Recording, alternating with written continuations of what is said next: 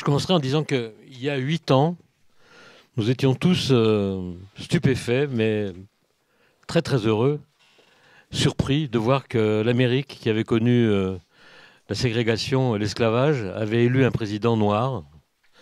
Ça nous paraissait admirable que cette chose-là puisse se passer. 8 ans plus tard, nous sommes dans un état de sidération bien plus grand, et dans un état de, disons, de désespoir et d'inquiétude immense, parce qu'elle vient d'élire un homme qui est plus blanc que blanc, si on peut dire, qui est raciste, homophobe, xénophobe, macho, qui présente tout ce qu'on considère comme méprisable dans l'activité politique, et qui laisse planer sur toute une série de sujets, à l'intérieur de son pays et à l'extérieur, une multitude de menaces. Pour en parler de façon plus raisonnable que dans des conversations de café, nous avons avec nous deux experts.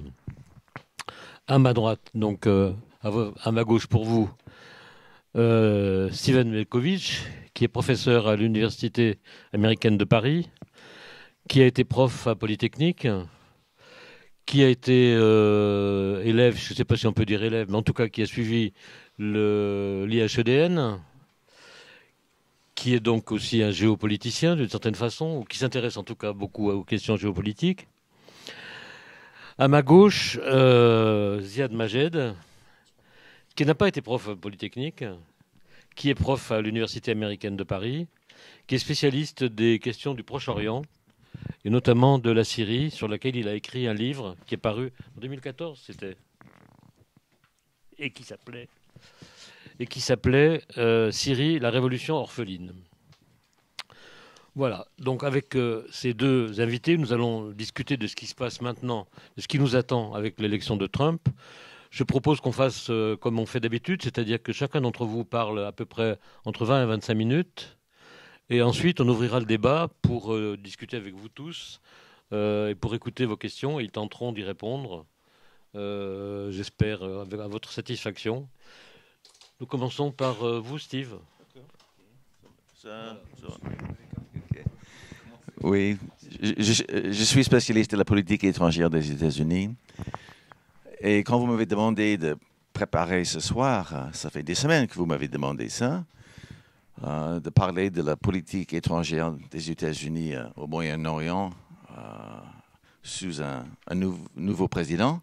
Alors, je pensais que c'était assez facile parce que j'ai préparé pour vous un exposé sur la politique étrangère de Hillary Clinton. Et c'était facile parce qu'il y a quand même continuité. Elle a une longue carrière politique, diplomatique. Elle a derrière elle des prises de position connues.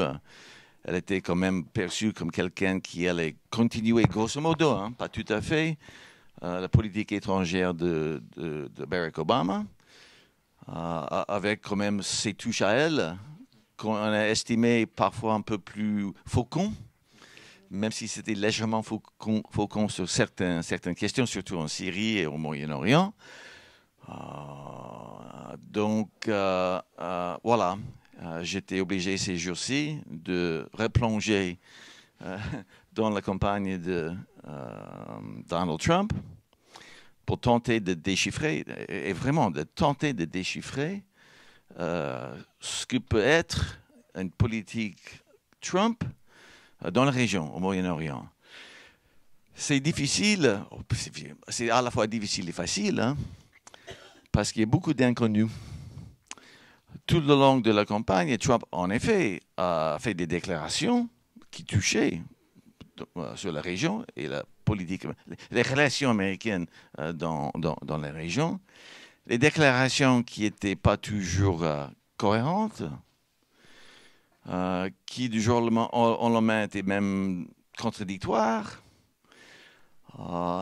souvent et improvisées, pour plaire aux foules pendant ces meetings, à un tel point, on se demandait si vraiment il croyait à ces déclarations qu'il faisait, ou c'était juste pour attirer une certaine population. Il faut faire attention. Son électorat a dépassé cette population blanche, désœuvrée, de col bleu. Mais néanmoins, lors de ces meetings, il était souvent tenté de sortir du texte et de déclamer, d'improviser. Donc maintenant, ce que je vais essayer de faire, c'est de chercher, de tenter de chercher dans toute cette magma, vraiment un magma de déclarations, une possible cohérence. Et je crois que la seule façon de tenter de le faire, c'est de voir s'il y a quelque part dans toutes ces déclarations quelques lignes directrices, même un peu tordues, de aussi regarder parce que chaque président doit quand même constituer une équipe. Donc, beaucoup va dépendre, surtout en fonction de cette région, de quelle personne il va mettre dans son équipe.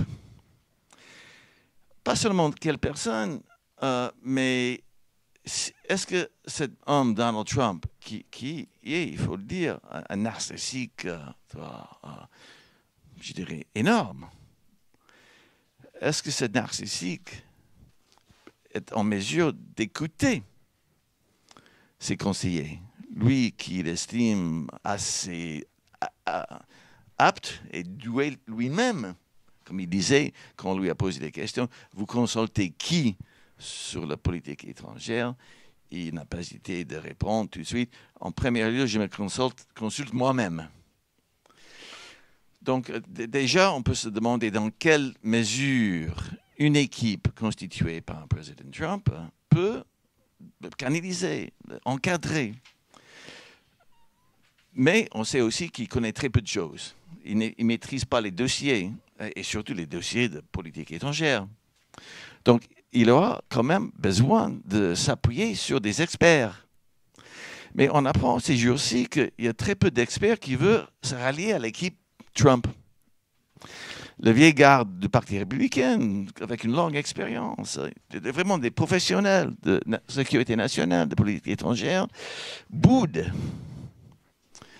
et rejettent même Trump, et même la possibilité de se joindre à une équipe. Donc Trump est en train de tenter de créer une équipe, plutôt des inconnus.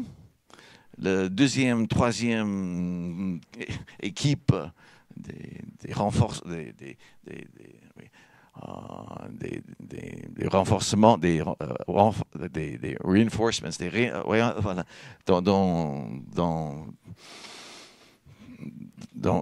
même pas dans le parti républicain. Hein. Donc, on ne sait pas qui il va mettre et s'il est en mesure d'écouter les gens qu'il va mettre. Mais il y a aussi des institutions. C'est une vieille république, les États-Unis. Il y a des contre-pouvoirs, c'était créé comme ça. Des contre-pouvoirs de toutes sortes. Donc, on peut mettre un certain espoir dans les institutions qui peut aussi limiter, encadrer, bloquer si nécessaire. Ce n'est pas seulement les institutions législatives, mais aussi des institutions de l'État, de toute la branche exécutive, le département d'État, le département de défense, toutes les institutions de renseignement. On sait bien que les bureaucraties ont leur poids lourd. Ce n'est pas facile de faire bouger ou réorienter une bureaucratie bien instaurée depuis longtemps. Donc, d'une certaine façon, on peut aussi compter sur ces institutions de faire blocage. Et après, pour élargir le cercle des possibilités de canaliser, d'encadrer, de bloquer, de limiter, il y a quand même tout un ensemble des institutions internationales et régionales, dans la région aussi du Moyen-Orient, qui sont là depuis longtemps, ils ont leur poids, et ils sont dans l'ensemble des institutions libérales construites dans l'ensemble après la Deuxième Guerre mondiale, hein, qui ont aussi la possibilité d'infléchir et aussi de canaliser, encadrer. Alors, donc, pour tenter maintenant de déchiffrer, ou de peut-être trouver, et peut-être j'invente trop ici, je sais, peut-être j'invente, parce qu'encore une fois, c'est pas évident, à partir de ce qu'on a comme données, de tenter de comprendre ce qui peut être la politique étrangère de Donald Trump d'une façon générale, mais aussi au Moyen-Orient. Mais il y avait quand même certaines déclarations par rapport aux relations des États-Unis avec le Moyen-Orient. Commençons avec la Syrie.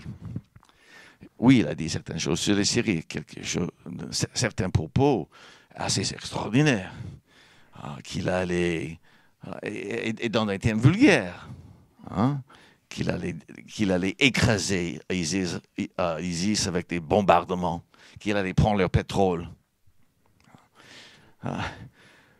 Que lui, de toute façon, il avait un plan secret pour régler les conflits. Et de toute façon, c'est lui-même qui l'a dit. De toute façon, je connais mieux la région, ces conflits, je les connais mieux que les officiers généraux. Donc, on savait qu'il n'avait pas un plan secret. Et il disait que quand je suis élu, je vais présenter mon plan aux généraux. Et si, à la limite, leur plan peut améliorer le mien, je vais adapter leurs idées. On n'a rien entendu d'un plan Trump, bien évidemment, parce qu'il n'y en avait pas un plan secret. Donc, mais il a une certaine, je dirais, attirance, je dirais pas amitié, pour un autre chef d'État qui joue un rôle important en Syrie, et ça, c'est Vladimir Poutine.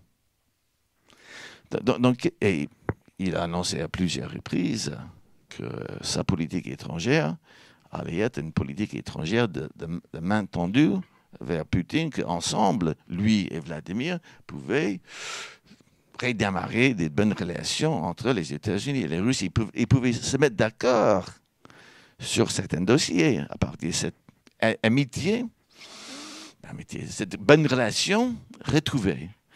Donc, pour la Syrie, ça voulait dire de se mettre du côté de Poutine pour défendre le régime d'Assad.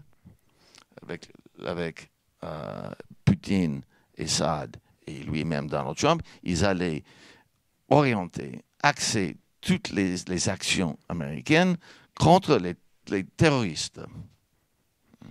Donc ça allait être une équipe qui allait focaliser tout sur, et déjà le terme est vague parce que terroriste dans la région, étant donné la complexité de la situation en Syrie, et mon collègue est mieux placé pour parler de cette région que moi, mais de toute façon, cette annonce déjà inquiète des alliés, d'une certaine façon, les Israéliens. Je vais revenir à la possible relation entre les États-Unis de Donald Trump et Israël, mais de tels propos aussi inquiètent les alliés de longue date dans le Golfe et surtout l'Arabie saoudite et le Qatar. Parce que s'il y aura une telle réorientation dans la politique étrangère en Syrie, les perdants, moi, ils se voient comme perdants, les Saoudiens et les Qataris, ils se voient comme perdants de ce changement de cap d'un président Donald Trump. Donc, Trump serait obligé aussi de rassurer, encore une fois, les alliés dans le Golfe. Et de toute façon, ils sont déjà inquiets de la politique étrangère d'Obama. Ils estimaient qu'Obama a mal agi, qu'il n'a pas défendu ses lignes rouges, qu'il voulait donner trop d'importance à l'Iran pour tenter de construire un nouvel équilibre de pouvoir dans la région. Donc déjà, les alliés de longue date et solides, hein, qui sont les pays du Golfe, s'inquiètent de cette possibilité de se mettre du côté de Poutine et et d'Assad. Et si, donc, par effet de ricochet, si vous voulez, en se mettant du côté d'Assad et Poutine, un politique Trump pareil mettrait aussi les États-Unis plus proches de l'Iran. Mais en même temps, Donald Trump fustige cet accord qui a été fait avec l'Iran. Donc ici, il est face à une contradiction importante il serait, encore une fois, je ne sais pas si je suis en train de lui donner plus de carence qu'il y a là, mais étant donné les déclarations, si on peut construire une cohérence à partir de ces déclarations, ce serait ce genre de cohérence-là, mais on ne peut pas savoir. Là aussi, je ne sais pas si je suis en train de faire une fiction diplomatique avec vous. Hein. Donc, il estimait que cet accord était désastreux, l'accord le plus désastreux des États-Unis dans la région, qu'en étant président, il allait d'un trait de plume annuler l'accord. Sur un plan strictement juridique, d'ailleurs, il peut le faire. Pourquoi? Parce que ce n'est pas un traité. Obama n'a pas fait de cet accord un traité, parce qu'il savait pertinemment que le Sénat, chez nous, le Sénat doit entériner un traité à une majorité, à 2/3. À 2/3. Il n'avait pas le 2/3. Donc, il a fait de cet accord un décret, un accord exécutif. Et tout accord exécutif est vulnérable à la plume du président suivant. Donc, Donald Trump peut, sur le plan juridique d'un trait de plume, mais évacuer cet accord. Mais c'est plus compliqué que ça, parce qu'après tout, les alliés européens voudraient bien que cet accord reste en place, les Iraniens aussi, d'ailleurs. Hein. Il a la possibilité d'enlever certaines dérogations, waivers, qui sont dans l'accord. Il peut, au fur et à mesure, dans les mois à venir, dans les années à venir, enlever du régime à Téhéran certains avantages dans cet accord, avantages de laisser arriver ou transférer plus facilement l'argent des Américains et des investissements, pas seulement des Américains, mais aussi des Européens. Donc, sur le plan strictement juridique, il peut le faire. Sur le plan politico-diplomatique, ça serait très difficile d'envisager qu'il peut tout enlever de cet accord. Mais néanmoins, il est dans un conflit fondamental entre ses propos par rapport à la Syrie et donc par rapport à l'Iran et cet accord qui a été fait par l'équipe Obama avec l'Iran. N'oublions pas qu'il y a d'autres sanctions qui ne touchent pas le nucléaire entre les États-Unis et l'Europe et l'ONU, le droit de l'homme, les missiles de portée de plus en plus longue d'ailleurs. Hein. Donc l'accord qui a été établi entre pas seulement les États-Unis, mais les autres puissances, ne touche que le nucléaire. Donc, Donald Trump, frustré, peut mettre plus de poids dans ces autres sanctions. Il peut même demander, maintenant il a la majorité dans les deux chambres, il peut demander davantage de sanctions. Juste pour enquiquiner, pas seulement enquiquiner les Iraniens, mais aussi les Européens, Total, qui veulent très bien faire des affaires en Iran. À risque, parce que une décision de cette sorte de Total met à risque les investissements de présence Total aux États-Unis et d'autres sociétés aussi françaises. Donc, Israël. Donald Trump, dans ses propos, est très, très pro-israélien. Son vice-président aussi.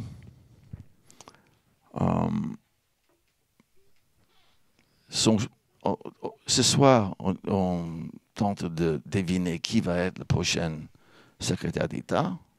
Les deux noms qui sortent, pour l'instant, c'est Newt Gingrich, qui a dit de la Palestine que c'était un pays inventé. Qu'est-ce que tu payais inventé de certaine façon, mais voilà. Et que les Palestiniens élèvent leurs enfants pour détester l'Israël et de commettre des actes de violence. Et donc il y a déjà, si c'est Gingrich, a priori anti-palestinien. Son équipe a laissé s'exprimer quelques propos, oui, antisémites, ou vaguement antisémites, juste assez vagues pour dire qu'ils ne sont pas vraiment antisémites. Son genre est juif, est diplômé de Harvard, par exemple. Donald Trump a été assez bien reçu par certaines institutions juives aux États-Unis, des groupes d'intérêt. Donc, Hillary Clinton aussi aurait été plutôt pro-israélien. C'est une longue tendance séculaire, je dirais, dans les relations entre les États-Unis et l'Israël depuis la fondation de l'État d'Israël. Et ça ne va pas changer. Aucun président va vraiment changer cette affinité, cette relation de fond entre les États-Unis et l'État d'Israël. Benjamin Netanyahu, semble-t-il, joue un jeu assez fin pour l'instant. Il ne veut pas trop s'en mêler. Il n'a pas pris position pour un candidat à un autre pendant cette élection présidentielle. Et on estime qu'il voudrait bien garder un profil bas, de rendre aussi invisible que possible aux yeux de Donald Trump le conflit israélo-palestinien. Juste pour d'autres puissances dans la région, il faut peut-être dire un mot de l'Égypte. Le président égyptien, Sisi, était un des premiers à appeler Donald Trump pour le féliciter. Il était heureux. Peut-être pour une raison simple. Donald Trump, et c'est les différences entre Donald Trump et ce qu'aurait été un politique étrangère de Hillary Clinton. Hillary Clinton aurait mis dans ses dialogues, discussions avec les chefs d'État, assez systématiquement, les questions des droits de l'homme et les droits de la femme. Donald Trump a rencontré Sisi et il n'a rien dit. Et il n'est rien sur les droits de l'homme, les droits de la femme. Tout ce qui est démocratisation. Il ferme les yeux à tous les abus des régimes en estimant que c'est leur affaire. C'est une position extrêmement réaliste, si vous voulez, cyniquement même réaliste. Tout en annonçant que cette vision-là met en première lieu les intérêts nationaux américains, America First, toujours, en acceptant. Donc voilà, je ne sais pas dans quelle mesure vraiment j'avais tenté de mettre une certaine cohérence dans ce qu'il était. Et peut-être on va être surpris dans et je ne sais pas dans quel sens, dans les semaines à venir. Mais encore une fois, j'aurais pu faire un exposé plus solide sur Hillary Clinton. Et ce que j'aurais dit sur Hillary Clinton aurait bien annoncé d'une façon plausible et crédible ce qui aurait été une politique américaine d'un nouveau président, une politique américaine au Moyen-Orient d'un nouveau président. Voilà. Merci. Ziad. Bonsoir, ravi d'être à l'IREMO et avec vous, avec mon collègue. Je vais essayer de ne pas répéter ce qui a été dit. Je suis d'accord avec le pronostic, avec l'analyse générale de Steven. Juste quelques pistes peut-être et quelques questions reliées au Moyen-Orient. Premièrement, je pense que le candidat Trump n'est pas le président Trump. C'est vrai qu'il va rester le même personnage imprévisible avec un ego démesuré. C'est vrai que tout ce qui a été dit au niveau du racisme, xénophobie, homophobie, tout ce que vous voulez va rester dans la personne Trump. Mais je pense qu'il va être censuré par l'administration, par les institutions. Il a commencé à recevoir les briefings de la CIA, il a commencé à lire, il est obligé de toute façon de respecter certaines normes. Donc tout ce qu'on a entendu jusqu'à maintenant va rester dans l'archive. C'est Donald Trump, c'est comme ça qu'il pense. Mais maintenant, en tant que président, il est obligé de respecter certaines règles, tout en préservant de temps à autre son arrogance. Ce que Michael Moore a écrit était très drôle en disant que c'est un part-time clown, full-time psychopathe, à temps partiel, pardon, clown et à temps plein, un psychopathe. Il va rester comme ça. Mais encore une fois, c'est le poids de l'administration, c'est le poids des services qui va, à mon avis, commencer à limiter un peu les dégâts que peut faire un Trump non contrôlé et non censuré. Par ailleurs, il y a une autre question aussi reliée à ce phénomène Trump, ce qu'il représente aux États-Unis. Par rapport à la politique étrangère, il faut savoir aussi que la base électorale de Obama était aussi dans une volonté de fatigue du Moyen-Orient, d'un certain repli après la catastrophe irakienne, après la guerre en Afghanistan. Il y avait aussi chez une base démocrate, urbaine, étudiante, jeune, éduquée, celle qui a élu Barack Obama, une volonté aussi de s'éloigner du Moyen-Orient. Ils ont été plus tard obligés, vu la montée de Daesh, qui est aussi un des fruits disons, de la politique américaine, mais également du despotisme arabe, du contexte irakien puis syrien. Et Donald Trump, son électorat, celui qui est dans l'autre camp ou l'autre pôle de la société américaine, est également dans cette fatigue du Moyen-Orient et dans cette volonté de s'occuper de l'économie américaine, de s'occuper des problèmes américains. Donc je pense que déjà, il y a un point de départ, c'est que le Moyen-Orient est trop compliqué, est trop loin, on a dépensé beaucoup d'argent là-bas, nos alliés ne sont plus nos alliés, l'islam nous effraie, il y a plein de barbus partout.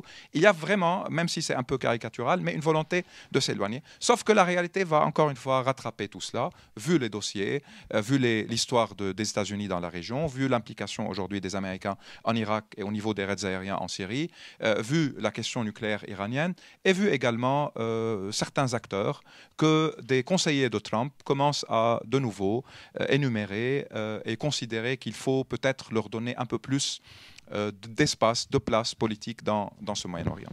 Donc, par rapport aux dossiers qui ont été soulevés par Stephen, si on commence par l'allié historique, Israël, il est clair que les relations de Trump avec Israël vont être assez solides. Obama était une très grande déception pour les Palestiniens. D'ailleurs, il n'y a pas eu un seul président américain qui a accordé cette somme colossale d'argent aux Israéliens, 20 milliards de dollars sur plusieurs années. C'est énorme. C'est vrai qu'il condamnait la colonisation. Hier même, il y a eu le secrétariat d'État qui condamne un nouveau projet de construction de colonies. Mais sur le terrain, la dynamique de la colonisation et de la politique agressive de Benjamin Netanyahu et de son gouvernement a fait toute une différence sans que les Américains s'impliquent et sans que Obama respecte certaines des promesses qu'il a lui-même fait durant sa première campagne électorale et puis durant le deuxième mandat quand il a parlé d'une nouvelle tentative de trouver une solution avec un minimum de justice, ce qui n'a pas été le cas. Donc, rapport Trump-Israël vont être probablement consolidé. Et ce que vous avez dit par rapport à ce low profile ou bien à cette volonté de Netanyahu de paraître comme quelqu'un qui ne se mêle pas des élections américaines, mais c'est sûr qu'il se réjouit par les promesses s'agissant de l'ambassade américaine à Tel Aviv qui sera à Jérusalem. Ça, c'est classique. Tous les candidats le disent durant la campagne, puis le retirent après en disant que ça reste un projet. Sauf qu'avec un Trump, on n'est pas sûr que ça va rester vraiment un projet. Et la colonisation qui peut continuer avec de plus en plus de budget. Donc, par rapport à Israël, je pense que ça va être pour les Palestiniens de pire en pire. Et de toute façon, les dynamiques sur le terrain et avec tout ce qui se passe sont une catastrophe, une nouvelle Nakba palestinienne, j'ose dire. Le dossier dans lequel les conseillers de Trump et lui-même commence déjà à lancer quelques déclarations assez agressives, c'est l'Iran. L'accord nucléaire, exactement comme vous avez dit, il a juridiquement la possibilité de revenir en arrière, sauf que c'est assez compliqué par rapport à l'agence nucléaire, par rapport aux Européens, par rapport à toutes les négociations qui ont eu lieu à Vienne. Ils peuvent par contre freiner toute levée de sanctions. Donc maintenir la pression économique sur l'Iran, maintenir la pression politique en accusant les Iraniens de temps à autre à ne pas respecter certaines clauses de l'accord. Il y a toute la question des missiles balistiques et l'Iran vient de faire une nouvelle expérience de missiles balistiques qui peut être utilisée contre les Iraniens. Mais cela va créer un autre problème, celui de la gestion de l'Irak et de la Syrie. Parce que si, par rapport à la Syrie, Donald Trump est en train de dire « la Syrie ne nous concerne pas », la Russie fait un bon travail là-bas, bombarde les islamistes de Daesh, comme il le dit, les terroristes, etc. Et donc, Assad n'est pas quelqu'un que j'admire, mais il est un ennemi de notre ennemi. Laissons-le avec les Russes continuer. Probablement maintenant, la CIA va commencer à lui envoyer les cartes militaires qui montrent que 91% des frappes russes ne visent pas Daesh en Syrie, mais plutôt l'opposition syrienne. Il va commencer à entendre des experts qui vont lui dire, sauf que la Russie ne combat pas Daesh en Syrie, donc que faire? Est-ce qu'à nous de le faire aussi? On continue à soutenir les Kurdes, ou bien on va voir avec les Turcs leur rôle en Syrie. Et là, c'est assez intéressant, le jeu turc et les rapports qui peuvent exister entre un Erdogan et un Trump, qui ont pas mal de choses en commun au niveau personnel, même si politiquement, ils sont évidemment très différents. Donc, la Syrie et une alliance avec la Russie en Syrie est totalement contradictoire avec une politique dure envers l'Iran, qui est, il faut le rappeler, le premier acteur sur le sol syrien. Si les Russes aujourd'hui bombardent et utilisent l'aviation et les missiles, les Iraniens ont mobilisé 10 000 combattants du Hezbollah libanais, 10 000 combattants de 4 milices chiites irakiennes, 2 000 combattants Hazara afghans, et il y a 2 000 officiers iraniens, les gardiens de la révolution, qui sont sur le terrain, en plus du budget qu'ils dépensent pour soutenir Assad. Donc comment pouvoir concilier une volonté de laisser les Russes main libre en Syrie et en même temps dire qu'on va bloquer l'Iran, l'expansion de la politique iranienne doit être confrontée, affrontée, et cela, on va l'évoquer dans un moment par rapport aux Saoudiens et aux pays du Golfe est très important.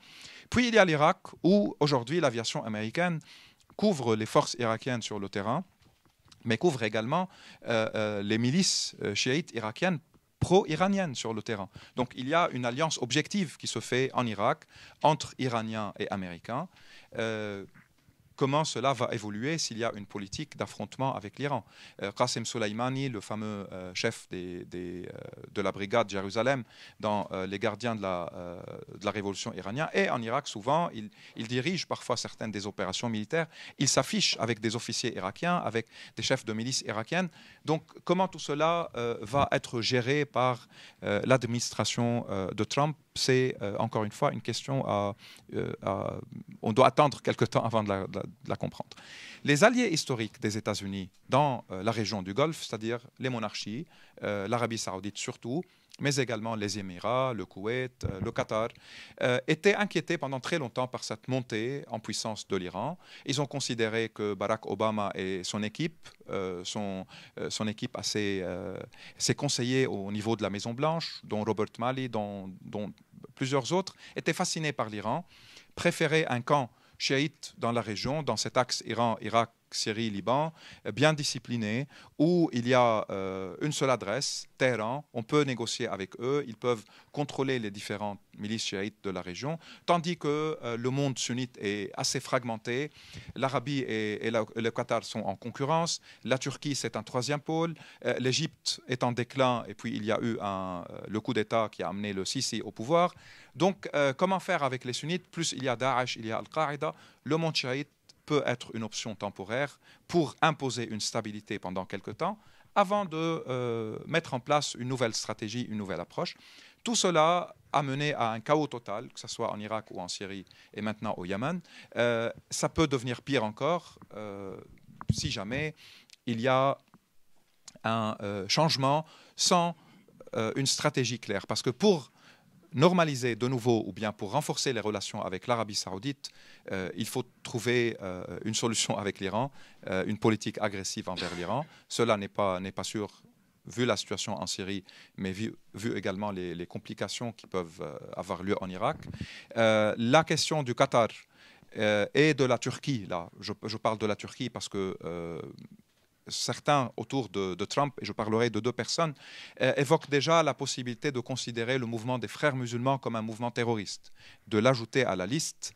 Cela fera le jeu des Émirats arabes unis qui font la même chose, de Sisi en Égypte, mais ce n'est pas du tout le cas, par exemple, de la Turquie, ni du Qatar, qui ont des rapports assez étroits avec le mouvement des frères musulmans. Donc, il peut y avoir pas mal de politiques spontanées sans mesurer les impacts dans cette volonté américaine de rééquilibrer les rapports ou de retrouver un certain rapport de force entre monarchie du Golfe et Iran. La question également qui va se poser, c'est par rapport à toute cette région-là, que faire avec non seulement des guerres, mais avec des tensions qui peuvent aller de pire en pire par rapport à la question sunnite-chiite, par rapport aux guerres au Yémen, qui ne trouvent pas de solution maintenant, l'Irak et la Syrie et Daesh. Si Daesh est battu en Irak, en Syrie, ça va être plus compliqué, plus difficile. Les Kurdes essayent d'être un acteur. Est-ce qu'on va leur permettre d'élargir le territoire qu'ils contrôlent et donc d'inquiéter davantage les Turcs avec qui on parle d'une nouvelle page? Les Turcs et les Égyptiens, et là je rejoins ce qui a été dit, ne vont pas non plus rester juste en attente. Ils vont également de leur côté essayer de convaincre les gens autour de Trump qu'ils peuvent être des alliés crédibles. Déjà, ils s'étaient repositionnés les 2 dernières années en considérant qu'Obama n'est pas l'allié qui peut les protéger le plus. Donc les Turcs ont normalisé avec les Russes. Il y a eu plusieurs réunions entre Erdogan et Poutine. Sisi a acheté des armes russes et également il a commencé une ouverture envers Moscou. Même dans le Golfe, on sent qu'Obama n'est pas l'allié qui protège. Il a été assez mou dans ses positions. Le conflit syrien l'a décrédibilisé par rapport à plusieurs autres acteurs. Donc tout cela aujourd'hui, si on va recommencer les discussions, ça va prendre du temps. Il y aura pendant ce temps-là encore plus de dégâts et donc encore plus de difficultés pour gérer les conflits et trouver des solutions. Et tout cela, malheureusement, ne peut pas toujours attendre une nouvelle administration. Alors, au niveau des noms, celui qui parle maintenant à la presse arabe au nom de Donald Trump, c'est un monsieur libanais qui était le conseiller de Romney en 2012, qui est aujourd'hui le conseiller de Trump, Walid Fares, de l'extrême droite chrétienne libanaise, qui rejoint une partie de l'électorat de Trump et qui commence déjà à évoquer une hostilité assez claire vers l'Iran et vers les alliés de l'Iran, tout en affichant également une hostilité profonde vers les mouvements islamistes, donc sunnites, ce qui veut dire que cette politique-là va avoir encore des décalages entre des réalités sur le terrain. Elle ne peut pas se positionner au-delà de tous ces conflits-là. Il y a des alliés de l'Iran, par exemple, qui peuvent être visés, comme le Hezbollah, mais en même temps, d'autres alliés en Irak qui combattent Daesh, qui peuvent rester des alliés objectifs. Donc, encore une fois, il va y avoir plusieurs contradictions. Au niveau du ministère des Affaires étrangères, on évoque, comment on prononce son nom, Gingrich. Mais j'ai lu aujourd'hui, avant de venir, que John Bolton est aussi un des candidats. Bolton, qui faisait partie de la génération de ces fameux néocons de Bush fils, extrêmement pro-israélien, qui était un des faucons également de la guerre en Irak. Son nom est évoqué. L'ambassadeur américain en Afghanistan, l'ancien ambassadeur en Afghanistan, Khalil Zada, si je ne me trompe pas, son nom est également évoqué. Donc, c'est souvent des profils qui sont assez agressifs dans leur approche et qui rappellent l'ère Bush fils dans un certain sens. sens, et qui donc avait une politique très pro-israélienne, qui était interventionniste. Sauf que cette fois, l'interventionnisme ne peut plus fonctionner de la même manière, vu les contraintes internes à la société américaine, vu les priorités que Trump va lui-même évoquer par rapport à l'économie, par rapport à l'immigration, par rapport au Mexique, par rapport à la concurrence économique avec la Chine, par rapport à toutes les questions qui vont probablement être la matière de ses conférences de presse, de ses positions pour la consommation de chaque jour au niveau de la société américaine. Donc la politique étrangère, encore une fois, c'est risqué de se prononcer d'une manière assez définitive sur les pistes que Trump va explorer, mais c'est clair qu'elle ne promet pas de bonnes solutions ou de bonnes perspectives pour une bonne partie de la région. Je m'inquiète personnellement un peu plus pour la Syrie que pour le reste, parce qu'entre-temps, Trump ne sera à la Maison-Blanche qu'à partir du 21 janvier. Ça va prendre un peu de temps aussi pour la nouvelle administration de s'installer. Entre-temps, Poutine va accélérer probablement sa machine de guerre en Syrie afin d'arriver en 21 janvier avec une nouvelle réalité sur le terrain, avec un nouveau rapport de force qui rendra toute négociation, toute possibilité de changement de position américaine assez compliquée à gérer. Donc, les jours à venir vont être très durs pour les Syriens. Et certaines comparaisons avec Ronald Reagan qui se font comme quoi l'ignorance par rapport à la politique étrangère, avec un populisme interne qui a séduit une bonne partie de ce qu'on appelait les Reagan Democrats, qui peut-être une partie d'entre eux ont voté aujourd'hui pour Trump, les blancs de classes défavorisées qui sont dans un Midwest ou dans certains États du nord industriel ravagé économiquement, que Ronald Reagan avait laissé au début de son mandat l'administration et le responsable de la Maison-Blanche gérer les questions de politique étrangère. Il ne s'est pas mêlé de ça et il ne connaissait pas non plus. On dit que Trump peut avoir la même approche, mais peut-être là, la personnalité de Trump, son arrogance, assez différente du cas Reagan, peut ne pas permettre cela, peut amener Trump à quand même essayer de peser, d'intervenir. Mais encore une fois, tout va dépendre de l'équipe qui va être formée au State Department, à la Maison-Blanche et à la situation sur le terrain, s'agissant de la Syrie par exemple, ou de l'Irak. Je vous remercie. Merci à tous les deux. Avant de vous passer la parole, je voudrais poser, moi, 2 questions. Répondra qui veut. Vous pouvez répondre tous les deux, si vous voulez. La première, c'est à propos d'une nouvelle que j'ai trouvée hier dans le journal israélien Haaretz.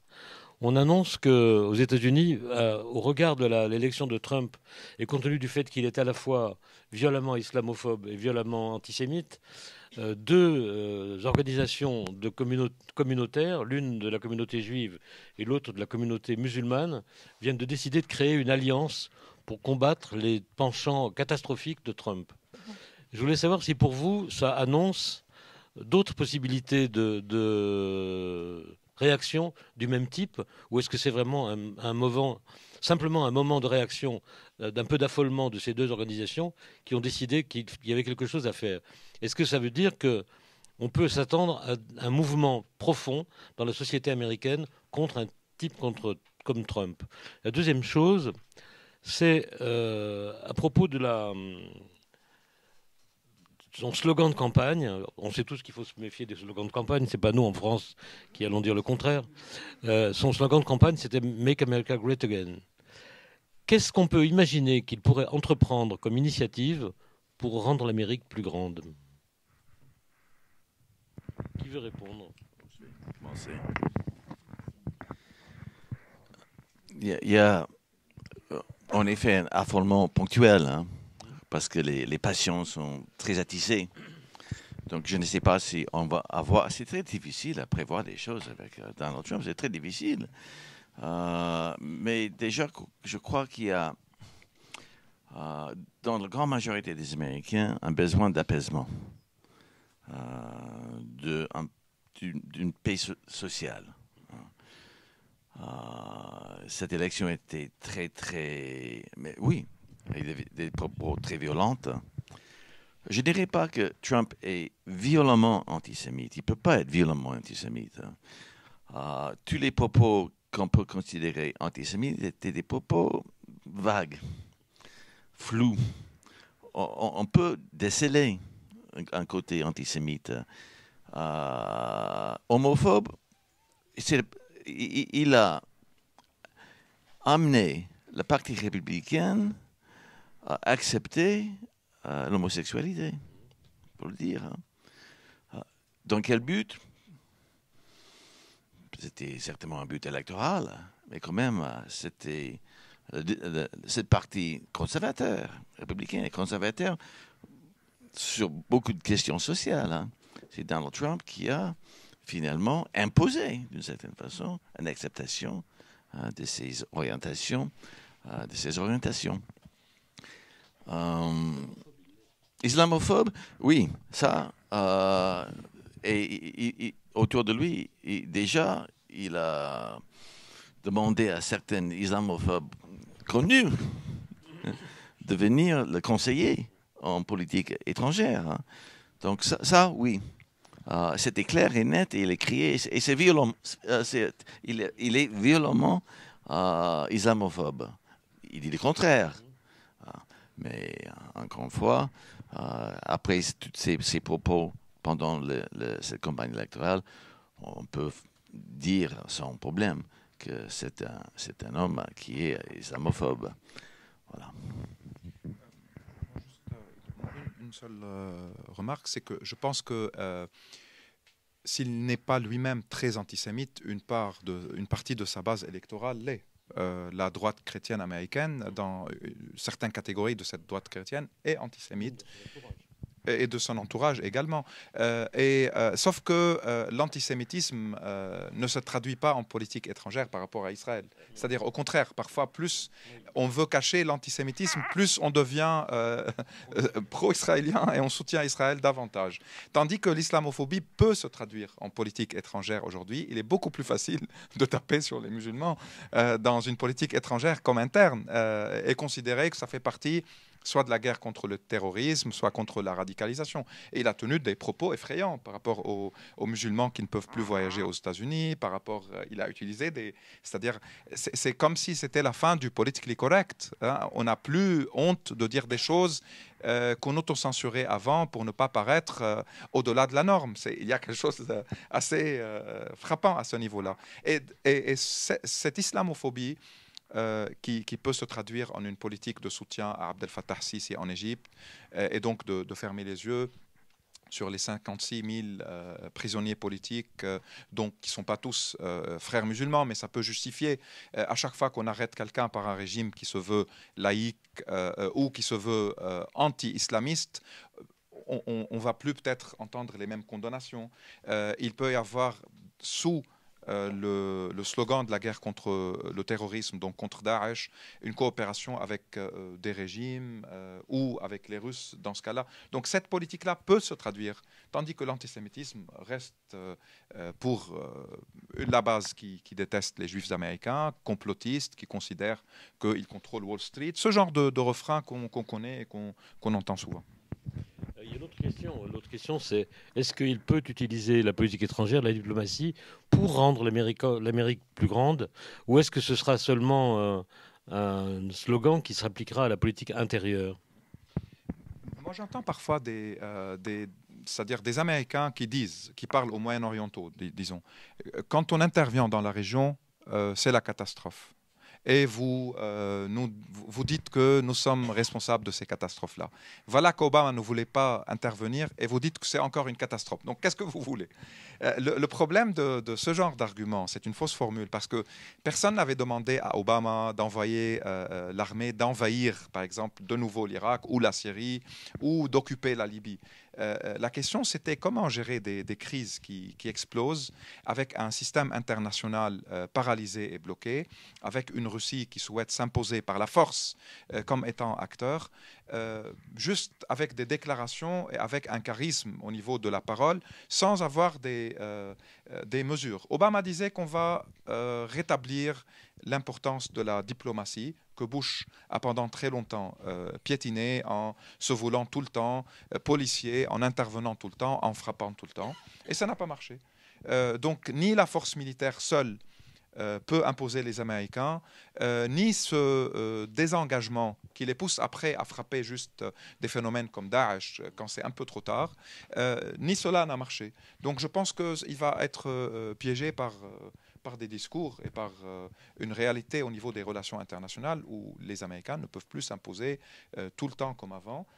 Et en même temps, on peut dire aussi que leurs adversaires, comme les Russes ou les Chinois, ne s'imposent pas non plus. C'est-à-dire Poutine s'impose aujourd'hui parce qu'il fait des milliers de raids aériens et parce qu'il bombarde en Syrie. Sinon, il n'aurait pas pu ni s'imposer, ni imposer des solutions. C'est juste la force physique militaire. Les Chinois sont assez modestes jusqu'à maintenant dans leurs ambitions politiques. C'est à travers l'économie. Il peut essayer de leur créer des problèmes, de mettre quelques barrages, mais même cela, avec la mondialisation, avec les marchés, je trouve que c'est encore une fois un populisme plutôt qu'une réalité. N'en parlons pas des Federal Reserves, de ce qu'ils ont dans les réserves américaines au niveau des milliards de dollars qu'ils gèrent. Donc je pense que cela ne va mener nulle part par rapport à cette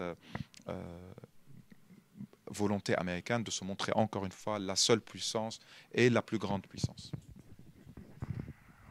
De toute façon, c'est le cas depuis longtemps. C'est le cas depuis longtemps. Voilà. Peut-être qu'il y avait un petit moment dans les années 50, début des années 60, où c'était possible. Mais de toute façon, depuis maintenant très longtemps, les Américains n'arrivent pas à s'imposer. Mais je crois que le slogan « Make America Great Again » se dirige plutôt vers l'intérieur. Ouais. Mais il a fait tellement de promesses extravagantes. On voit mal comment il va tout faire et comment il va payer pour tenir à toutes ces promesses.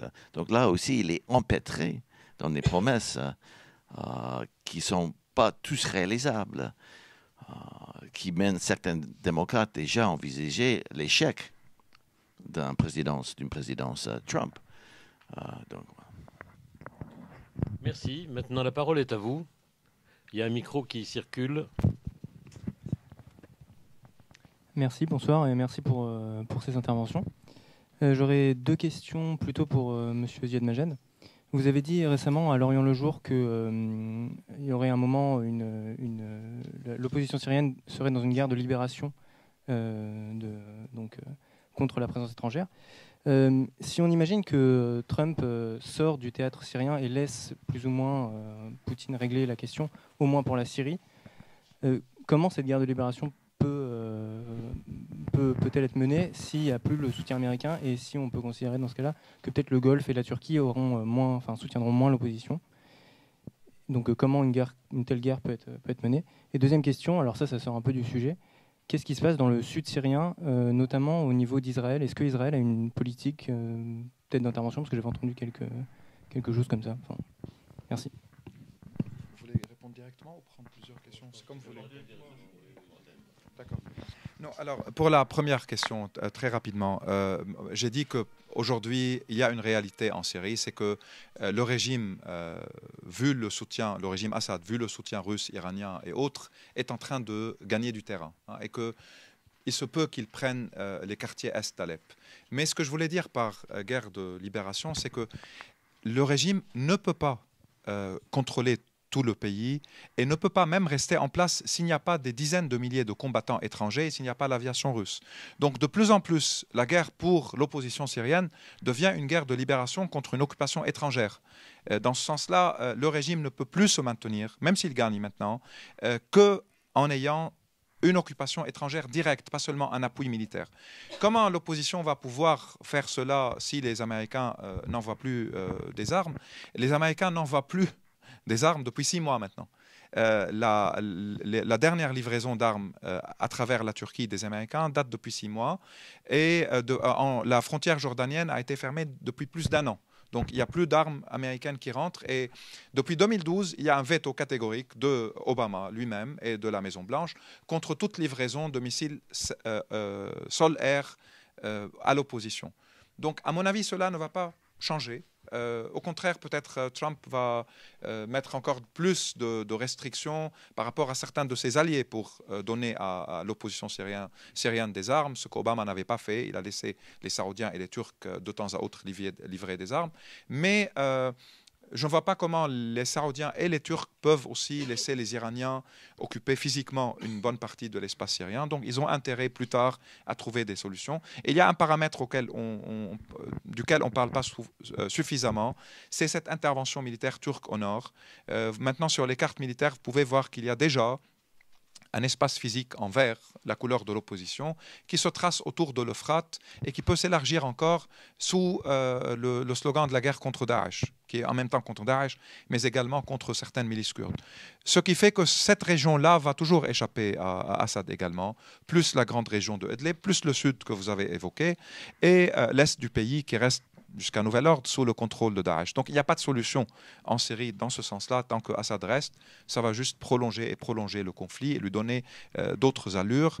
Et l'occupation étrangère prend également des allures confessionnelles, puisque les milices qui sont présentes sont des milices chiites, et puisque l'aviation russe est encore une fois une aviation vue par certains Syriens et vue par l'Église orthodoxe russe comme une aviation chrétienne. Donc ça va donner à la catastrophe syrienne encore un moment pour se reconfigurer et pour se prolonger. Le sud syrien aujourd'hui est calme.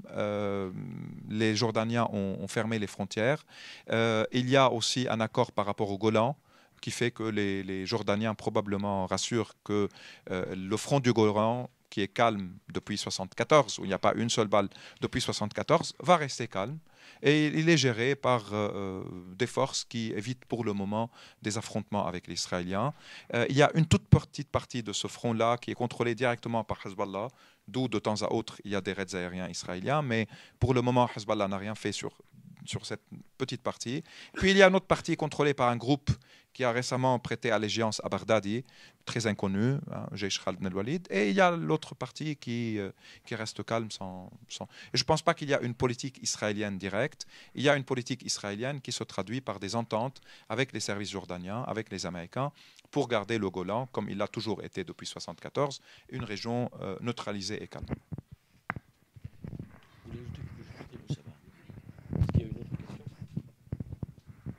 Bonsoir, Laurent Chamontin, donc je suis écrivain plutôt spécialiste de la Russie. J'avais deux questions assez différentes. La première, c'est pousser encore un petit peu plus loin l'exercice de boule de cristal pour ce qui concerne le conseiller à la sécurité nationale. Je ne sais pas si vous avez des éléments. Et pour ce qui concerne, je dirais... Make America Great Again, je pense quand même qu'il faut garder à l'esprit l'idée que l'étranger pourrait être aussi un endroit pour une mise en scène d'une forme de démonstration de force. Typiquement, Poutine dit Make Russia Great Again en allant taper en dehors de ses frontières. Et bon, c'est évidemment pas...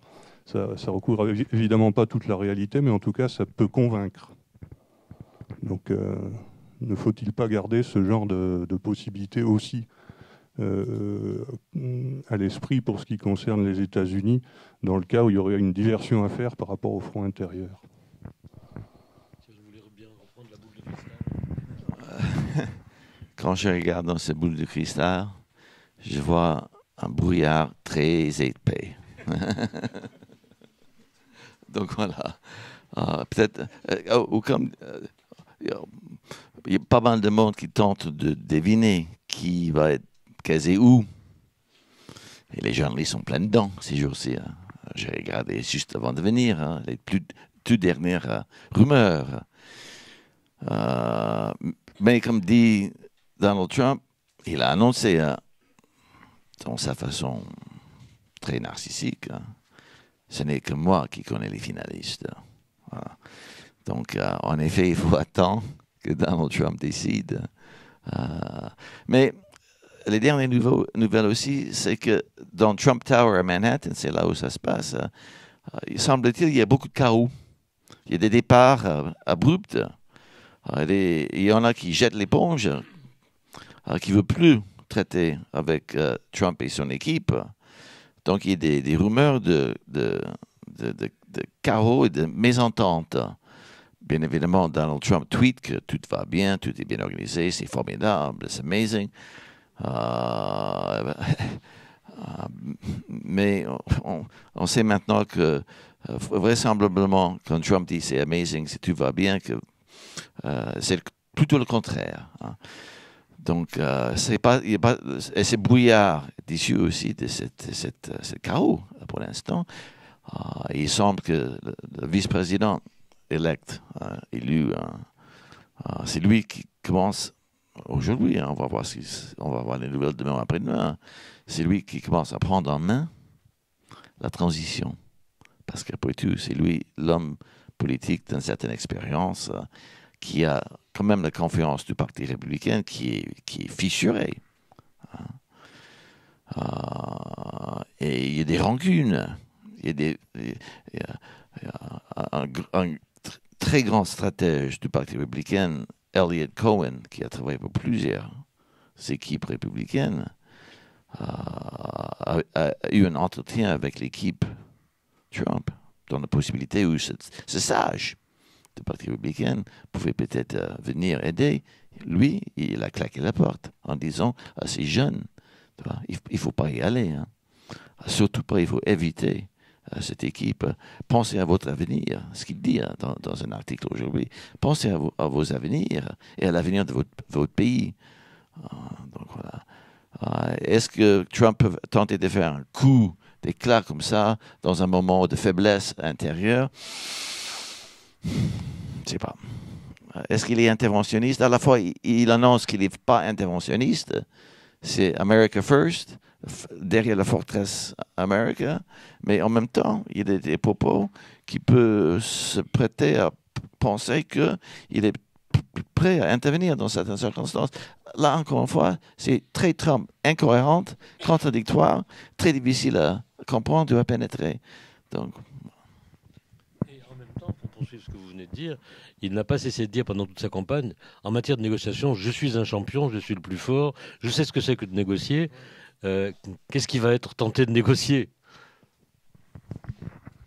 encore une fois, il y a des limites. Hein. J'ai présenté les limites à la fois des institutions américaines, des institutions internationales. Je crois qu'il va comprendre qu'il ne va pas tout faire, quand même. Il y a quand même le poids des institutions. Heureusement. Attendez, on va vous donner un micro. L'avocat du diable. Parce qu'on a l'air effectivement très effrayé par, comme si c'était la première fois qu'il y avait une incohérence au niveau de la politique internationale des États-Unis. Ou alors c'est la première fois où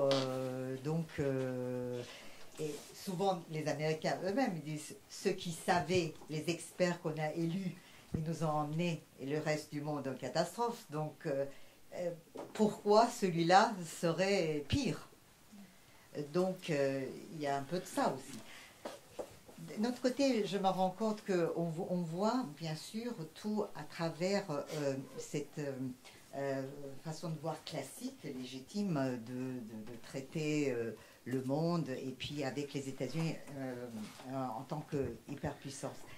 Mais comme de toute façon on se rend compte que maintenant le monde est multipolaire, peut-être que lui il est en train il va mettre en acte puisque à partir du moment où c'est une période de transition et les Américains n'arrivent plus à dominer comme avant, il y a les Chinois, pourquoi on ne ferait pas comme les Chinois?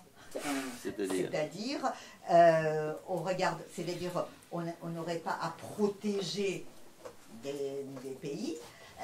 Ces rapports perte-profit, et lui en plus, il est comme chef d'entreprise. C'est-à-dire, c'est ça qu'il faut voir, c'est qu'il n'est pas un homme politique que les Américains ont élu, c'est un chef d'entreprise. Donc déjà, il était incompétent quand il a géré son casino, tout ça, mais il a réussi par bluff, tout ça, et les banques l'ont suivi dans une catastrophe et puis ils ont payé. ben, il va au culot en disant que les Américains... Donc ça c'est déjà une chose. Je pense que comme les compétents ont été incohérents avant, donc cette incohérence, peut-être que les autres incohérences, lorsque Hillary Clinton a... est-ce qu'il était cohérent en fait? Est-ce que Bush était cohérent? Pas forcément. Je pense que à partir du moment où les amis, les ennemis, tout ça, c'était déjà mélangé, lui, c'est un peu d'une façon, je dirais peut-être plus cohérent. Il lui dit, ceux qui sont rentables, ceux qui ne sont pas rentables.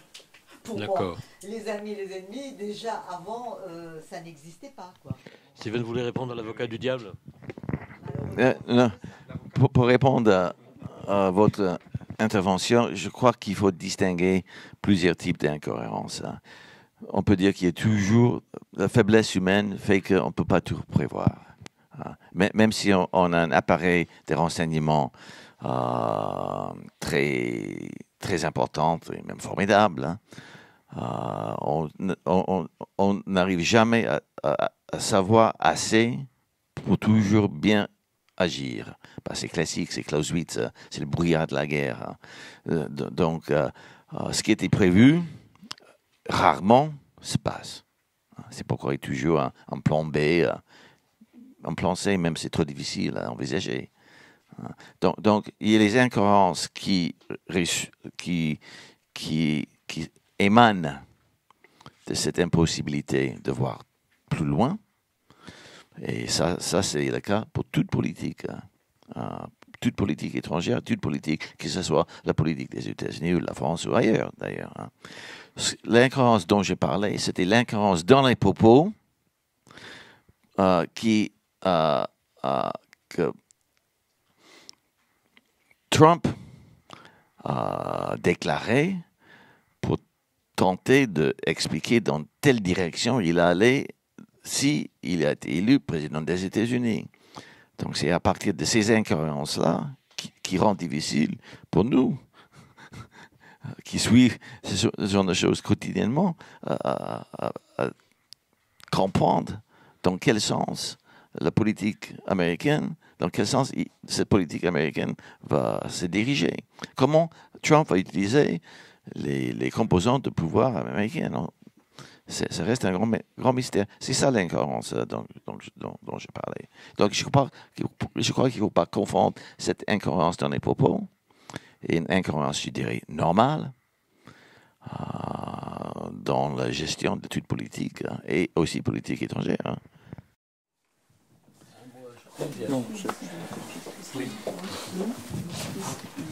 Bonsoir. Alors j'ai une question à poser quant à moi sur l'autre côté de ce dont nous parlons, c'est-à-dire les exécutants de la diplomatie américaine. Il faut savoir que le Foreign Service, comme on appelle ça américain, le service diplomatique, c'est quelque chose de très organisé, beaucoup plus que ce qu'on a en France. Il y a un institut de formation des diplomates à Georgetown, je crois, le Foreign Service Institute. Tout diplomate doit en être diplômé, excusez-moi du jeu de mots. Les ambassadeurs souvent le sont, quoique les nominations politiques existent aussi.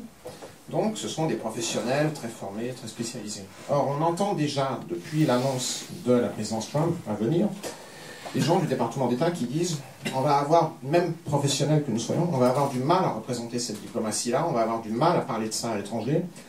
On entendait une anecdote sur une chaîne française d'une jeune femme qui travaille pour le département d'État qui disait « Je n'arriverai pas à ça, moi, je vais devoir démissionner ».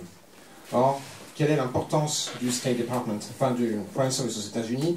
Elle est telle qu'il y a un livre, j'ai oublié le nom de l'auteur, mais qui en parle comme étant « America's Other Army », c'est-à-dire l'autre armée de l'Amérique. Alors ma question est, considérant donc les incohérences de Donald Trump, de tout ce qu'il a expliqué, considérant donc les gens comme Walid Pharrell qui sont autour de lui, est-ce que Donald Trump et éventuellement son secrétaire d'État, quel qu'il soit, j'espère pas personnellement John Bolton, va être un président qui sera obéi par sa diplomatie, et surtout au Moyen-Orient qui est de loin le champ le plus sensible et celui dans lequel il faut vraiment le plus savoir ce qu'on dit donc, de la politique étrangère.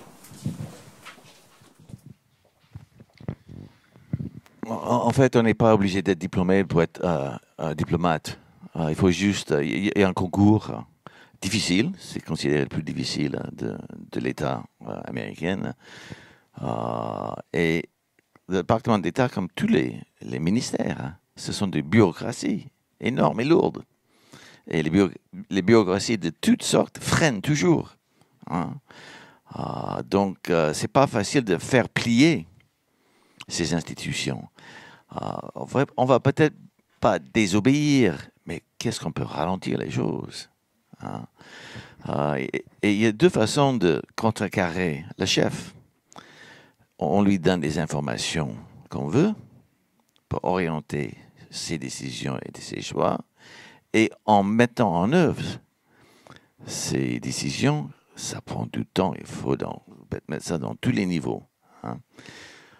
Et dans la mesure où, en France comme dans d'autres pays, la diplomatie est très, très bureaucratisée, c'est pas facile de diriger une bureaucratie. Donc, mais en effet, il y a des diplomates, j'ai entendu les mêmes propos, qui s'estiment que ça serait très difficile de représenter un président Trump. Mais c'est aussi une carrière. Une carrière, si on est déjà pas loin, juste quelques années, quelques postes de plus pour toucher sa retraite, on va faire tourner la machine. Donc je crois que c'est ça la réponse. Et même chose pour le Pentagone. Et les agences de renseignement. Même chose. Donc je crois que Trump va apprendre qu'il ne peut pas tout simplement frapper sur la table et le système va suivre. Justement, à propos de ce dont on vient de parler, jusqu'à quel niveau, en descendant à partir des patrons, s'applique le spoil system? Un président a 6000 postes. C'est un grand pays à remplir. Et ça va pas être difficile. Comment dire? Au sommet de tous ces ministères, il y a rarement des professionnels de carrière, rarement. Nos shadow government, les chefs en attente, se trouvent dans les instituts de recherche, des think tanks, des grands cabinets d'avocats, dans des grandes sociétés aussi. C'est eux qui viennent prendre les postes au sommet et on peut, à la limite, remplir les autres 6000 en plus bas niveau avec certaines qui sont des diplomates ou des militaires de carrière. C'est la différence entre la France et les États-Unis. Et c'est pourquoi aussi nous avons souvent des ambassadeurs qui ne sont pas des diplomates de carrière. Il y a des avantages et des inconvénients. L'inconvénient, c'est qu'ils ne connaissent pas les rouages de la diplomatie, ni les dossiers.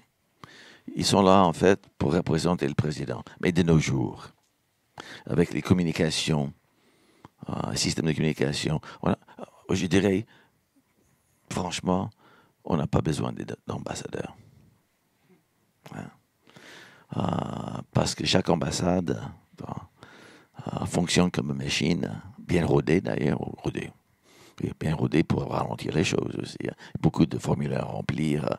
Les diplomates passent leur temps dans les ambassades à remplir des formulaires, à envoyer des petits messages aux chefs, aux subordonnés. Ça c'est leur journée dans l'ensemble. De temps en temps, ils sortent pour parler avec leurs homologues ou les inviter chez eux, mais voilà. Donc, l'avantage des non-diplomates, c'est souvent ces non-diplomates sont proches du président. Un ambassadeur proche d'un président peut décrocher le téléphone et parler directement au président. Un ambassadeur ne peut pas le faire. Il faut passer par l'hiérarchie. D'ailleurs, je vais vous raconter le roi de Maroc. Il veut toujours un nom professionnel. Parce que sa conception de pouvoir, c'est qu'il faut voir un ami du chef dans l'ambassade de son pays. Donc vous allez remarquer, je ne crois pas qu'il y avait, pas récemment, un ambassadeur américain qui était un diplomate de carrière au Maroc. Donc il y a un certain nombre de postes comme ça, d'ambassadeurs, on appelle political appointees, mais franchement, ils sont là pour représenter, organiser des réceptions, des événements. Les équipes le font, quand même. Dans le temps, les ambassadeurs, quand les communications, les transports étaient lents, ils avaient beaucoup de pouvoir. Mais de nos jours, on reçoit directement les ordres de Washington. Merci. Encore une fois, juste pour rappeler que c'est vrai qu'il peut y avoir des diplomates de carrière ou des personnes qui ont été nominées comme ambassadeurs ou autres qui peuvent avoir honte au niveau personnel de représenter un type, une personne comme Donald Trump. Mais encore une fois, c'est une administration géante et une machine qui va s'imposer et qui va imposer ses politiques et ne va pas les laisser au caractère imprévisible de Donald Trump ou au mood auquel il sera. On va attendre et voir les nominations. Il y a évidemment le ministère des Affaires étrangères, il y a également le ministère de la Défense et puis est-ce qu'il va changer de chef de CIA? Probablement. Il y a le conseiller national de la sûreté ou bien le conseiller de la sûreté nationale qui est aussi une position clé. Et puis il y a l'ambassadeur aux Nations Unies. Parce que là, je pense que ce n'est pas juste de l'ordre d'organiser des cocktails ou de faire des relations publiques. C'est le numéro 2 un peu dans le ministère des Affaires étrangères et c'est la personne qui va avoir du poids aussi dans les contacts avec les autres membres du Conseil de sécurité, avec l'Assemblée générale, avec le secrétaire des Nations Unies. Et donc, il va y avoir des institutions qui vont quand même travailler comme avant. Et même s'il y a une fracture aujourd'hui au niveau du Parti républicain, mais le pouvoir est fascinant. Donc des gens qui ont pris des distances avec Trump parce que c'était embarrassant durant sa campagne électorale d'écouter ses propos vulgaires, machistes, de voir sa folie comme ça sur les plateaux ou dans les meetings électoraux. Mais quand il va y avoir la réelle politique, il y a aussi des gens qui sont ambitieux, qui veulent rester dans la machine du pouvoir. Il y a des gens de la base traditionnelle, peut-être du Parti républicain, qui peuvent de nouveau établir des contacts avec les proches de Trump pour trouver leur place dans l'énorme administration des milliers de postes qui vont être remplis. Donc, je pense quand même qu'on va être peut-être moins surpris par la politique américaine, avec toutes les incohérences qu'on a évoquées. Et je pense que la grande incohérence va être au Moyen-Orient, beaucoup plus qu'ailleurs, parce que cette tendance de s'isoler du monde ressemble malheureusement à beaucoup de tendances qui montent en Occident. Le Brexit, les courants d'extrême droite en Europe, le racisme, la xénophobie, le fin de tout ce qui est politiquement correct. On est en train de voir ça, on assiste. La politique du show, la politique de la télé-réalité que Trump représente dans un certain sens existe bel et bien en Europe aujourd'hui, dans plusieurs pays du monde. Et si on voit les profils des populistes qui arrivent au pouvoir, que ce soit le président du Philippines, je ne sais pas si vous avez vu les conférences de presse du président du Philippines, ça rappelle un certain Ahmadinejad en Iran avant, ça rappelle le Sisi en Égypte, ça rappelait Kadhafi dans un certain sens, ça rappelle certains chefs en Amérique latine. Donc il y a cette télé-réalité avec un populisme, avec des frontières qu'on veut de plus en plus solides par peur de l'autre pour différentes raisons. Tout cela prend une dimension énorme avec un Trump parce que c'est la tête des États-Unis et parce que certains n'arrivent pas à croire qu'une personne pareille, dont l'expérience internationale peut-être était réduite à certains échanges économiques avec d'autres investisseurs ou bien aux compétitions de Miss Universe, des compétitions de beauté et tout, un type comme ça, avec tout ce qu'il a dit et toutes les horreurs qu'il prononce, arrive à la tête d'un pays. Pour différents facteurs qu'on peut toujours analyser, on lit des choses fascinantes sur cela. Mais la diplomatie va quand même tourner en sa propre machine. avec ses propres experts, le rôle des think tanks, des centres de recherche et qui font des recommandations de politique par rapport aux différents sujets vont être importants. Et je pense aussi, si aujourd'hui il y a un article assez intéressant de Fred Hoff dans l'Atlantic qui parle de la possibilité aujourd'hui d'avoir un rôle plus important des lobbies pro-pays concernés par la politique Trump. Donc probablement les Israéliens vont être encore plus agressifs à travers le AIPAC et d'autres lobbies là-bas. Les Saoudiens vont faire la même chose, les Turcs vont faire la même chose, et ils ont pas mal de rapports, vu que c'est un État de l'OTAN, deuxième armée dans l'OTAN quand même, au niveau du poids et de l'effectif de cette armée. Ils vont essayer également, les Égyptiens vont essayer. On dit que après l'appel de Sisi, c'est Bouteflika qui dans la condition qu'on connaît, s'est réjoui aussi de l'élection de Trump parce que Clinton et Obama l'avaient critiqué à plusieurs reprises et il paraît qu'il n'était pas très favorable à sa représentation aux élections. Donc il va y avoir une diplomatie qui va se mettre en place avec des lobbies, avec des volontés maintenant d'explorer, puisqu'on parle de tellement de facteurs imprévisibles et de tellement de questions et d'hypothèses. Tous les lobbyistes et tous les avocats des grandes sociétés de lobby vont aujourd'hui faire plein de rapports pour dire voilà, il faut payer là, voilà, il faut acheter dans la presse une certaine page ici, il faut contacter cette personne, elle peut nous amener à l'entourage direct de Trump. Certains vont commencer à solliciter ses enfants, puisqu'il paraît qu'il essaye même de les mettre de plus en plus sur la scène en demandant qu'ils lisent certains rapports. Donc beaucoup de gens vont maintenant travailler à Washington pour essayer de mieux comprendre et d'avoir plus de contacts et de liens avec Trump et son environnement. J'ai une question ici, à la gauche de ma gauche. Attends, on va te donner un micro.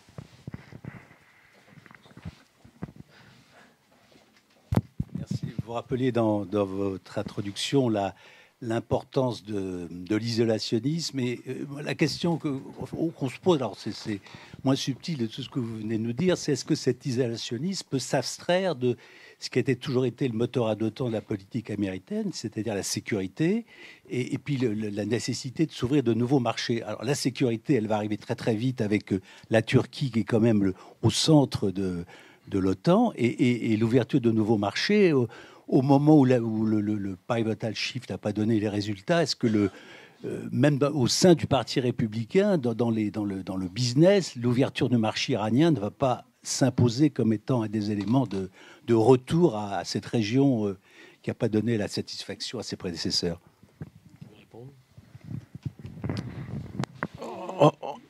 On ne peut pas être isolationniste de nos jours si on entend par isolationniste de se couper du monde. C'est pas ça les propos de Trump. C'est de mettre les intérêts des États-Unis avant tout. Parce qu'on est tous imbriqués dans un monde globalisé. Hein. Donc on ne peut pas de nos jours, il y a très peu de pays, il y a certains pays qui n'ont jamais été pleinement intégrés dans cette mondialisation. Donc il faut faire la distinction entre isolationnisme, qui n'est pas plus possible de nos jours, surtout pour un pays comme les États-Unis ou la France, et le souhait de mettre toujours les intérêts stricto-sensu-américains en premier lieu, avant toutes les autres considérations de politique étrangère. Donc je répondrai juste comme ça en menant cette nuance-là, importante. Oui, non, par rapport au problème du Moyen-Orient aujourd'hui, c'est que pour beaucoup d'Américains et même d'experts économiques, ils disent que la valeur du pétrole commence à perdre l'importance qu'elle avait dans les marchés et dans la perception américaine du Moyen-Orient. S'il y avait deux priorités, c'est-à-dire la sécurité d'Israël et puis la stabilité des monarchies du Golfe, vu l'importance du pétrole, cela a changé depuis quelque temps avec le gaz de schiste, avec plusieurs autres facteurs et avec le fait qu'il y a de moins en moins de réserves pétrolières de toute façon dans le monde. Donc les marchés maintenant avec l'Iran et le Qatar, il y a le gaz, pas seulement le pétrole, ce qui est très important. Il y a une société iranienne énorme démographiquement, donc des possibilités de consommation très importantes. Mais s'ils veulent, et si Trump avait promis de remettre sur la table l'accord nucléaire avec les Iraniens, ils ne peuvent pas lever les sanctions parce que cela veut dire que l'accord est bien respecté, que des deux côtés il y a une satisfaction. Et donc ça va prendre, je pense, du temps, même si beaucoup se frottent les mains et veulent avoir des parts du marché iranien très importants, notamment tout ce qui est automobile, tout ce qui est aéroport, les avions civils. Je pense qu'entre Boeing, Airbus, pardon. C'est pas les Américains qui sont les plus appréciés là-bas au niveau économique. Non, c'est les Européens plutôt, puis il y a les Japonais, il y a d'autres, mais les Chinois évidemment. Donc je pense qu'ils peuvent aller vers une politique encore de sanctions, ou du moins de remettre à plus tard la levée des sanctions avec les Iraniens. Et il y a aussi le fait que de moins en moins, les monarchies du Golfe arrivent à s'imposer comme étant les acteurs incontournables de la politique américaine de la région. Donc là, encore une fois, ça va être un test pour voir si cette administration-là va reconstruire de nouveaux rapports avec les Saoudiens ou pas, d'où l'importance de tous les conflits qu'on évoquait tout à l'heure. Autre question ?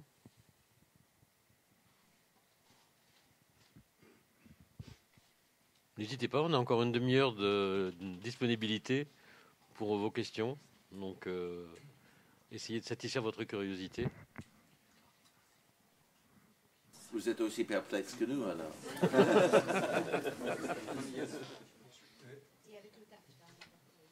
On entend souvent dire que Donald Trump va être dans une sorte de cohabitation un peu bizarroïde, puisque une partie de son propre parti, une partie du parti américain, du parti républicain, pardon, n'épousant pas cette thèse, risque de s'opposer à la mise en pratique, à la mise en œuvre de ces décisions. Qu'est-ce qu'il faut en penser? Oui, aux États-Unis, il n'y a pas de discipline de vote. Hein. Il n'y a pas de système fédéral où le local prime. Donc, pour chaque projet de loi présenté au Congrès, un président doit construire une majorité différente à chaque coup. Hein. Et très, très souvent, chez nous, il y a des démocrates qui votent avec les républicains. Très, très souvent. Et donc,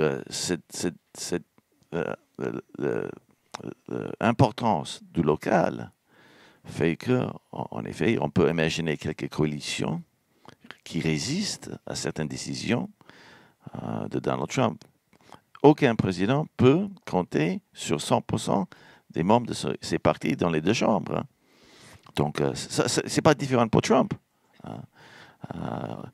Et ces résistances vont être en fonction du projet de loi, de la question présentée aux élus. Parce qu'ils vont défendre en premier lieu leur siège. Et les chefs des deux partis sont très tolérants de cette nécessité de se rebeller doucement. Hein, parce qu'aucun chef d'un parti républicain va mettre trop de pression sur un élu de son parti de prendre une décision, de faire une vote qui va mettre son siège en danger. Surtout parce que ce siège risque d'aller dans le parti opposant. Donc, voilà, il faut jamais. Donc, c'est pas unique à Trump. Donc, on peut. Ça va être. C'est sûr. Sur certaines questions, il y aura des éléments du Parti républicain qui vont se détacher du parti pour voter contre, pour protéger leur pouvoir. C'est encore une fois une question de système fédéral et aussi de notre mode de scrutin. Voilà. Il a quand même une situation favorable parce que les deux chambres, le Congrès et le Sénat, sont à majorité républicaine aujourd'hui. Donc ça peut fonctionner mieux pour lui si jamais il trouve des compromis, des deals au sein du Parti républicain. Et je pense que ça va être un des efforts, une des priorités de l'administration, c'est de s'assurer toujours le soutien d'une majorité au sein des deux chambres, donc du Congrès et du Sénat. Juste une dernière chose, c'est important, c'est un détail du règlement intérieur du Sénat. il y a une manœuvre d'obstruction parlementaire qui s'appelle le filibuster. Et pour outrepasser un filibuster, il faut 60 voix. Donc, sur certaines questions importantes, il faut que Donald Trump soit en mesure de tenter de séduire un certain nombre de démocrates. Et c'est le cas pour une nomination à la Cour suprême. On peut, et ça s'est fait dans le passé, on peut engager un filibuster à une nomination à la Cour suprême. Ça veut dire que Donald Trump ne peut pas tout simplement compter sur les 52 voix qu'il a actuellement au Sénat. Il faut au moins 8 démocrates. Donc, il est obligé de composer. Et le Sénat américain, c'est une chambre haute très puissante. Je crois que toutes les chambres hautes de toutes les démocraties, il n'y a pas une chambre haute aussi puissante que le Sénat. Je voudrais poser une question qui va nous permettre d'éviter l'utilisation des boules de cristal, peut-être. C'est à propos d'Obama. Il reste à Obama 2 mois de pouvoir. Est-ce qu'on peut imaginer que pendant ces 2 mois de pouvoir, il va prendre une initiative qui lui permettra de laisser une trace un petit peu plus brillante dans l'histoire des États-Unis et de leurs relations internationales que celle qu'il a laissée jusqu'à présent en dehors du prix Nobel qu'il ne méritait pas? Je ne crois pas. De toute façon, une legacy, un héritage se construit pendant des années, les 2 mandats. Et Obama, il a annoncé, il est partisan d'une transition dans les règles, dans la douceur. Donc, je ne crois pas qu'il va prendre des décisions trop importantes d'ici le 20 janvier. Je crois qu'il veut aussi être connu comme un président qui était en mesure, même qu'il déteste Donald Trump, c'est assez certain, mais la tradition, et c'est une tradition importante dans toute démocratie d'ailleurs, c'est de faciliter la transition de pouvoir. Donc je crois qu'il veut être reconnu aussi dans l'histoire que quelqu'un qui n'a pas fait obstruction ou qui n'a pas bousculé les jeux diplomatiques juste pour enquiquiner Donald Trump. Oui, je suis tout à fait d'accord. Je pense qu'Obama peut se féliciter de ce qu'il a fait à l'intérieur des États-Unis. Il a la question de la santé, la politique de la santé. Il a évoqué, ou bien il a fait sortir toutes les questions reliées au racisme se sont exprimées de toutes les manières. Il peut défendre au niveau de sa politique étrangère ce qu'il a dit, c'est qu'il va essayer de permettre à la diplomatie de remplacer la force militaire. Sauf qu'il bombarde en Syrie et en Irak, mais soi-disant pour se défendre. Le deal avec les Iraniens, pour lui, était une grande réussite. Il va essayer de le protéger pour ne pas permettre à Trump plus tard de revoir certaines de ses clauses. L'ouverture ou bien la réconciliation avec Cuba, pour lui, était importante et a joué d'ailleurs au niveau interne américain, peut-être contre, parfois à Florida au moins, contre Clinton. L'ancienne génération, très anti-Castro, a voulu à Obama cette ouverture-là. Donc par rapport à la politique étrangère, il peut juste se féliciter de ces 2 questions-là. Plus il y a toute la question de l'environnement, évidemment très importante, que Trump d'ailleurs menace de modifier. Mais encore une fois, Obama, pour rassurer, est en train de dire que ni par rapport à l'OTAN, comme certains disaient autour de Trump. Et comme lui, si vous avez... Parfois, on s'amuse sur YouTube de voir ce qu'il racontait aux gens dans les meetings électoraux.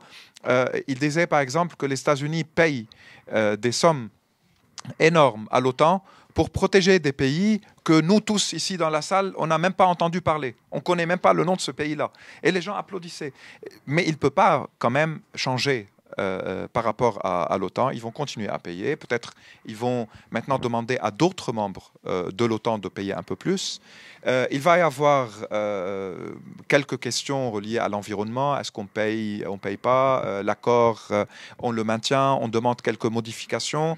Avec les Chinois, au niveau des accords commerciaux, et il va y avoir aussi une volonté de montrer qu'ils se démarquent. Mais finalement, ça va se poursuivre probablement comme ça a commencé.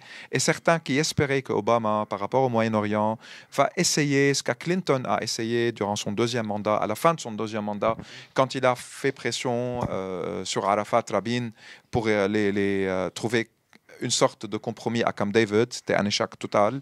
Mais même ça, je ne pense pas que Obama veut faire ou est capable de faire. Il veut maintenant juste que la transition soit le moins conflictuelle possible et que ce qu'il a laissé comme ce qu'il considère étant des grandes réformes, notamment la réforme de la santé, ne soit pas inquiété par Trump.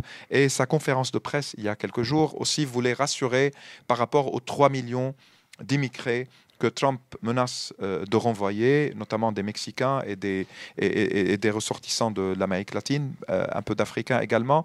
Il veut aussi rassurer, et il a parlé de leurs enfants qui sont scolarisés, qui sont des jeunes qui vont rester là, être des citoyens.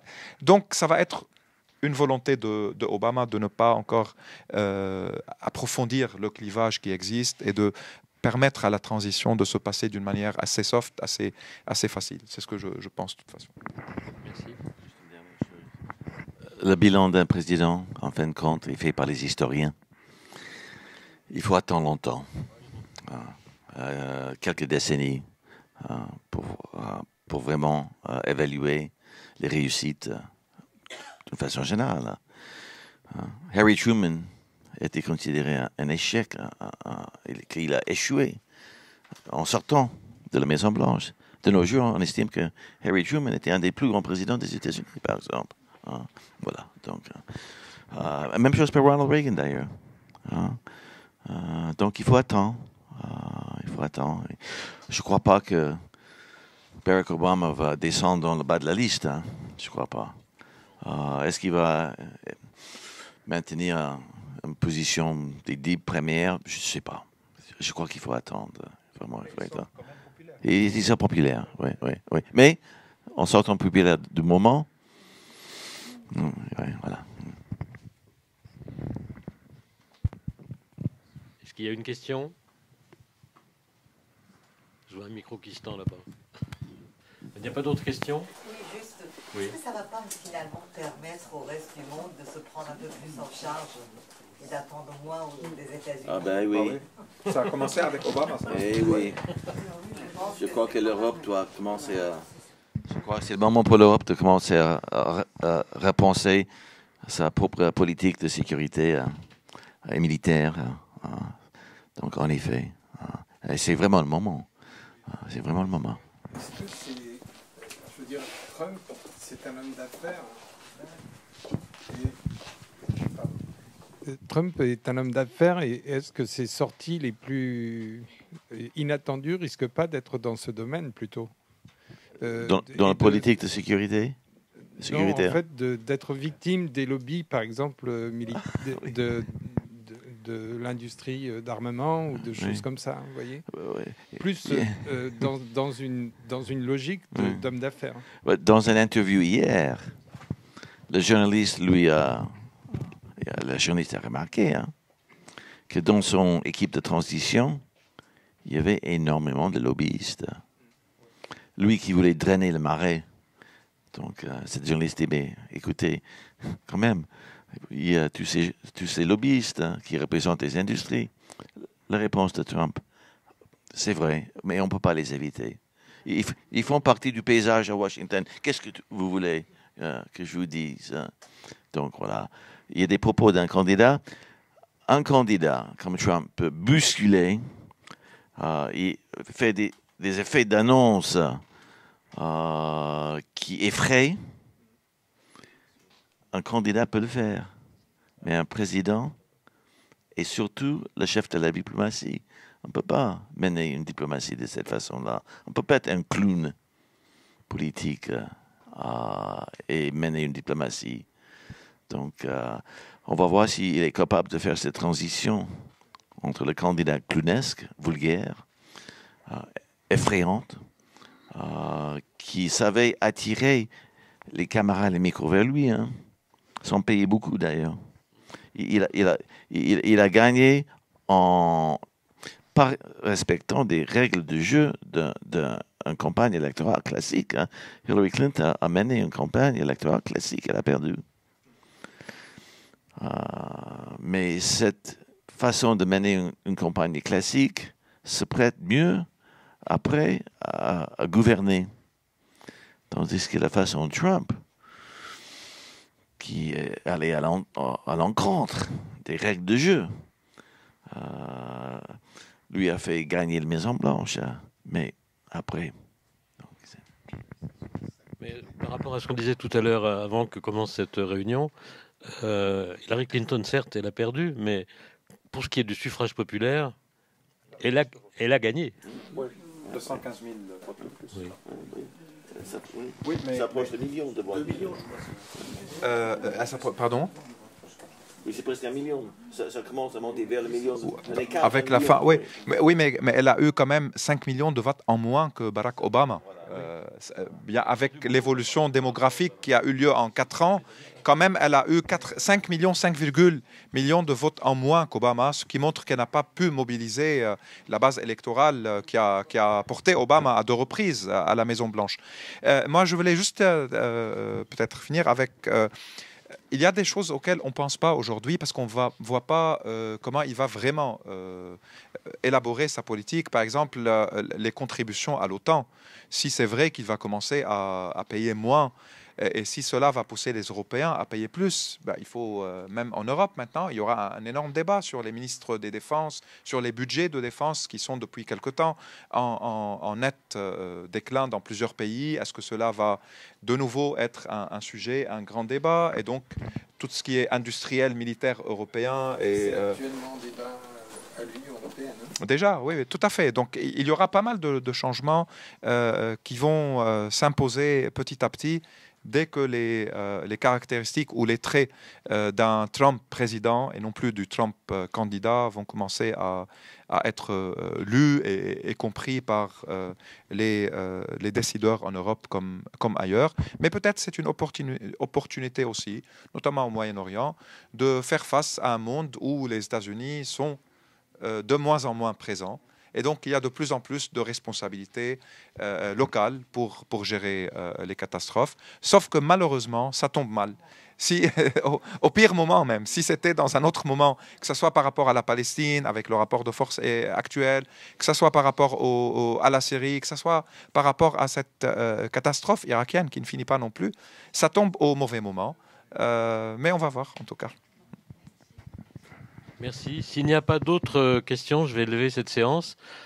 Après avoir remercié nos 2 invités qui nous ont beaucoup éclairés, en dépit du fait que c'est pas facile. Et vous remercier aussi d'être venus ce soir. À bientôt, à la prochaine soirée du mercredi.